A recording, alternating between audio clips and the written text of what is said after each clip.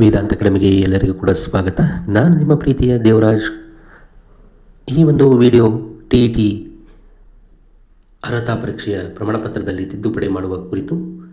ಈಗಾಗಲೇ TETಯ ಒಂದು ಫಲಿತಾಂಶ ಬಂದಿದ್ದು, ಅದರೊಳಗಡೆ ಕೆಲವೊಂದಿಷ್ಟು ತಪ್ಪುಗಳು ಆಗಿರುವುದನ್ನು ಇಲಾಖೆಗೆ ಒಂದು ಅಭ್ಯರ್ಥಿಗಳು ಆಗಿಂದಾಗ ಫೋನ್ ಮಾಡ್ತಾಯಿದ್ರು. ಹೀಗೆ ನನ್ನ ಒಂದು ಅಂಕಪಟ್ಟಿಯಲ್ಲಿ ಬಹಳಷ್ಟು ತಿದ್ದುಪಡಿಗಳಾಗಿವೆ ಅಂತ. ಹೀಗಾಗಿ ಇಲಾಖೆಯವರು 16/1/2026 ಒಂದು ಅಧಿಸೂಚನೆಯನ್ನು ಹೊರಡಿಸಿದ್ದಾರೆ. ಅದು TET ಅರ್ಹತಾ ಪರೀಕ್ಷೆ ಪ್ರಮಾಣಪತ್ರದಲ್ಲಿ ತಿದ್ದುಪಡಿ ಮಾಡುವ ಬಗ್ಗೆ.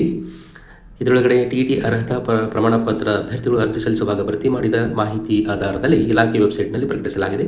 ಆದರೆ ಅನೇಕ ಮಂದಿ ಅಭ್ಯರ್ಥಿಗಳು ತಮ್ಮ ತಂದೆ ಹೆಸರು, ತಾಯಿ ಹೆಸರು, ಹುಟ್ಟಿದ ತಾರೀಕು, ವರ್ಗ ಇತ್ಯಾದಿ ತಿದ್ದುಪಡಿಗಾಗಿ ಫೋನ್ ಮುಖಾಂತರ ಸಂಪರ್ಕಿಸಿದ್ದಾರೆ. ಆದ್ದರಿಂದ ಇಂತಹ ತಿದ್ದುಪಡಿಗಳ ಅಗತ್ಯ ಇರುವವರು ಪ್ರತಿಯೊಂದು ತಿದ್ದುಪಡಿಯ ಬಗ್ಗೆಯೂ ಪತ್ರಾಂಕಿತ ಅಧಿಕಾರಿಗಳಿಂದ ದೃಢೀಕರಿಸಲ್ಪಟ್ಟಂತಹ ಪೂರಕ ದಾಖಲೆಗಳು ಮತ್ತು ₹200 ಈ ಕೆಳಗಿನ ಪಾವತಿ ಕೋರಿಕೆಗೆ ಪತ್ರವನ್ನು ಈ ಕಚೇರಿಗೆ ವಿಳಾಸಕ್ಕೆ ಮುಂದಿನ ಒಂದು ವಾರದೊಳಗಡೆ ಕಳುಹಿಸಿಕೊಡಲು ಸೂಚಿಸಲಾಗಿದೆ.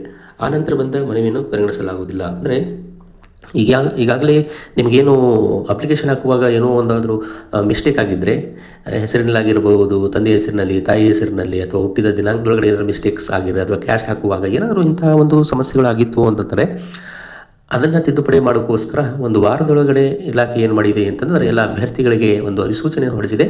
ಅಷ್ಟರೊಳಗಡೆ ನೀವು ₹200 DDಯನ್ನು ಮತ್ತು ನೆಫ್ಟ್ ಮಾಡುವ ಮುಖಾಂತರ ನೀವು ಕಳಿಸಿಕೊಟ್ರಿ ಅಂತಂದರೆ ಅದರ ಜೊತೆಗೆ ಬೇಕಾದಂತಹ ಒಂದು ಅದಕ್ಕೆ ಜೆರಾಕ್ಸ್ಗೆ ಅಟೆಸ್ಟೆಡ್ ಅದನ್ನು ಕಳಿಸಿಕೊಟ್ರಿ ಅಂತಂತಂದರೆ ನಾವು ತಿದ್ದುಪಡಿ ಮಾಡ್ತೀವಿ ಅಂತ ಒಂದು ಇಲಾಖೆಯಿಂದ ಅಧಿಸೂಚನೆಯನ್ನು ಹೊರಡಿಸಿದ್ದಾರೆ. ಹೀಗಾಗಿ ಯಾರು ಅಭ್ಯರ್ಥಿಗಳು ತಮ್ಮ ಒಂದು ಅಂಕಪಟ್ಟಿಯೊಳಗಡೆ ಏನಾದರೂ ಒಂದು ಮಿಸ್ಟೇಕ್ಸ್ಗಳು ಇದ್ದಾಗ ಅವರು ಈ ಒಂದು ವಾರದೊಳಗಡೆ ಏನು ಮಾಡಬೇಕು ಅಂತಂದರೆ ಈ ಇಲಾಖೆ ಹೇಳಿದ ರೀತಿಯೊಳಗಡೆ ಅಟೆಸ್ಟೆಡ್ ಮಾಡಿಸಿ, ಅಂದರೆ ಜೆರಾಕ್ಸ್ಗಳನ್ನು ಅಟೆಸ್ಟೆಡ್ ಮಾಡಿರುವವರು ಅವರು ಹೇಳಿದಂತಹ ಈ ಒಂದು ವಿಳಾಸಕ್ಕೆ ಅವ್ರೇನು ಮಾಡಬೇಕು ಅಂತಂದರೆ ಕಳಿಸಬೇಕು. ಇದರಿಂದ ಅವ್ರೇನು ಮಾಡ್ತಾರೆ ಅಂತಂತಂದರೆ ಈಗ ಆಗಿರುವಂತಹ ಒಂದು ತಾಂತ್ರಿಕ ದೋಷವನ್ನು ಸರಿಪಡಿಸಿ ನಿಮ್ಗೆ ಏನು ಮಾಡ್ತಾರೆ ಅಂತಂತಂದರೆ ಅಂಕಪಟ್ಟಿಯೊಳಗಡೆ ಅದನ್ನು ಸರಿ ಮಾಡಿ ನಿಮಗೆ ಕಳಿಸಿಕೊಡ್ತಾರೆ ಅಂತ. ಯಾಕಂತಂದರೆ ಸ್ವಲ್ಪ ಹಾಕುವಾಗ ಏನೋ ತಾಂತ್ರಿಕ ದೋಷ ಆಗಿರ್ಬೇಕು, ಅಂದರೆ ವೆಬ್ಸೈಟ್ ಸ್ವಲ್ಪ ಬಿಸಿ ಇರೋದ್ರಿಂದ ಏನಾದರೂ ಒಂದು ಸ್ವಲ್ಪ ಮಿಸ್ಟೇಕ್ಸ್ ಆಗಿರ್ಬೋದು, ಇಲ್ಲ ಹಾಕುವ ಒಂದು ಗಲಿಬಿಲಿಯೊಳಗಡೆ ಏನಾದರೂ ಪ್ರಾಬ್ಲಮ್ಸ್ಗಳು ಆಗಿರ್ಬೇಕು. ಇಂತಹ ಒಂದು ಪ್ರಾಬ್ಲಮ್ಸ್ಗಳನ್ನು ಸರಿಪಡಿಸೋಸ್ಕರ ಒಂದು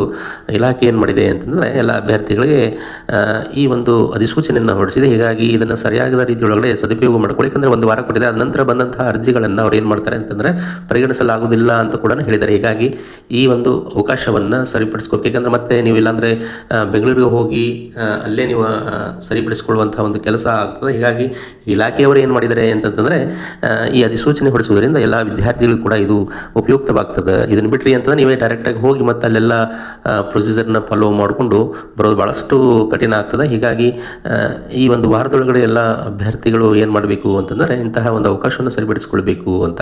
ಜೊತೆಗೆ ಈಗಾಗಲೇ ಈ ವಿಡಿಯೋನ ಎಲ್ಲರಿಗೂ ಕೂಡ ಶೇರ್ ಮಾಡಿ, ಯಾಕಂದರೆ ಅಂತಹ ಒಂದು ಅಭ್ಯರ್ಥಿಗಳಿಗೆ ಭಾಳಷ್ಟು ಹೆಲ್ಪ್ ಆಗ್ತೈತಿ ಅಂತ ಹೇಳುತ್ತಾ, ಯಾರು ನನ್ನ ಯೂಟ್ಯೂಬ್ ಚಾನಲ್ನ ಇನ್ನೂ ಕೂಡ ಸಬ್ಸ್ಕ್ರೈಬ್ ಮಾಡ್ಕೊಂಡಿಲ್ಲ ದಯವಿಟ್ಟು ಸಬ್ಸ್ಕ್ರೈಬ್ ಮಾಡ್ಕೊಳ್ಳಿ ಅಂತ ಹೇಳ್ತಾ ಮತ್ತೊಂದು ಹೊಸ ವಿಚಾರದೊಂದಿಗೆ ಮುಂದಿನ ಒಂದು ವಿಡಿಯೋದೊಳಗಡೆ ಭೇಟಿಯಾಗೋಣ. ಎಲ್ಲರಿಗೂ ಕೂಡ ಧನ್ಯವಾದಗಳು.